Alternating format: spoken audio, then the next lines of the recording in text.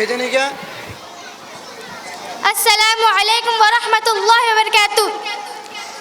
الحمد للہ الذی لم یزل ولا یزال والصلاة والسلام علی محمد صلی اللہ علیہ وسلم وعلى آلہ واصحابہ صاحب الکمال.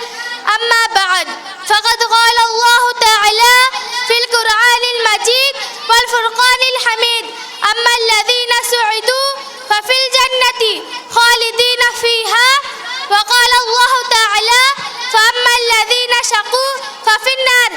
سامعین کرام اور حاضرین جلسہ، ابھی میں نے آپ کے سامنے قرآن مجید کی دو آیتیں تلاوت کی ہے. اس کا سادہ سا ترجمہ یہ ہے کہ جو لوگ خوش قسمت ہے وہ جنت میں ہیں جو ہمیشہ اسی میں رہیں گے. اسی طرح سے جو لوگ بدبخت ہے وہ جہنم میں ہیں. اس دنیا رنگ و بو میں جب انسان آنکھیں کھولتا ہے تو دنیا اسے چاروں طرف سے گھیرنا شروع کر دیتی ہے.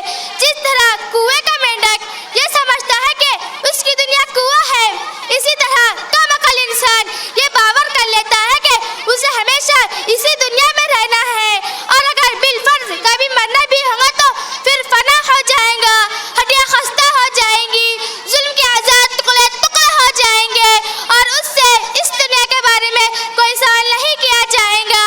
مگر اس دنیا میں آمین علیہ السلام تشریف لائے. انہوں نے بتایا کہ تمہارا یہ تصور انتہائی غلط ہے.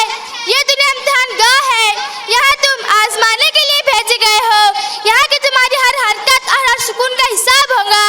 اگر اس دنیا کے رہنے والے انسان نیک عمل کریں گے، صحیح راستے پر چلیں گے، حق و صداقت کے لمبردار رہیں گے، خالق کائنات کے احکام کے مطابق اپنی زندگی گزاریں گے تو مرنے کے بعد کامیابی ان کے قدم چومیں گی. اور اگر اس دنیا کا بسنے والا انسان سرکشی غرور کے راستے پر چلے گا، خدا قدوس کے احکام کی نافرمانی کرے گا، اللہ کی بنائی ہوئی زمین پر اکڑ کر چلے گا، ظلم و ستم کی چنگارے سے اپنے بھائیوں کو جلانا چاہیں گا، تو ایک دن آئے گا جب اسے اپنے کیے کا حساب دینا ہوگا.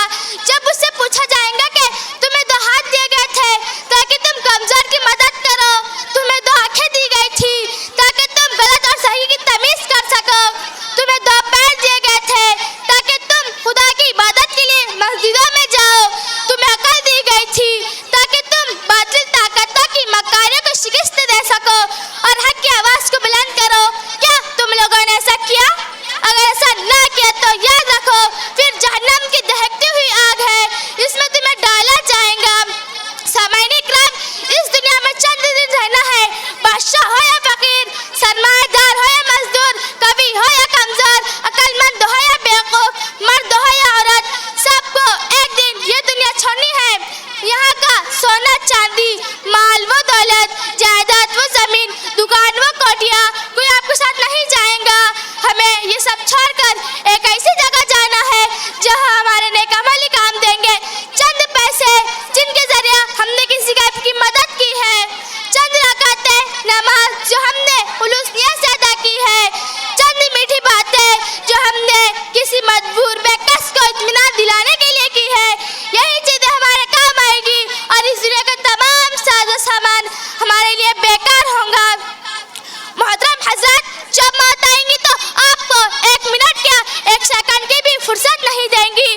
ہمیں اس وقت کے آنے سے پہلے تیار ہو جانا چاہیے اور اپنا ٹھکانہ ایسی جگہ بنانا چاہیے کہ ہمیشہ آرام و سکون سے رہے. وہ جگہ جنت ہے جو مرنے کے بعد ملیں گی. مرنے کے بعد والی زندگی کا نام آخرت ہے جو آخر میں آئیں گی. اگر ہم نے خدا کی مرضی پر اپنے کو چلایا ہے تو ہم خوش قسمت رہیں گے، اور اگر ہم غلط راستے پر چلیں گے تو بدقسمت کہلائیں گے. اللہ تعالی ہم کو اور آپ کو صحیح راستے پر چلائے اور آخرت میں جنت ہمارا ٹھکانہ بنائے. آمین. وآخر دعوانا ان الحمدللہ رب العالمین.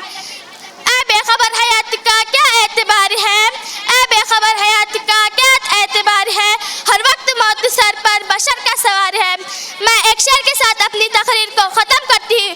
وما علینا الا البلاغ. السلام علیکم ورحمۃ اللہ وبرکاتہ.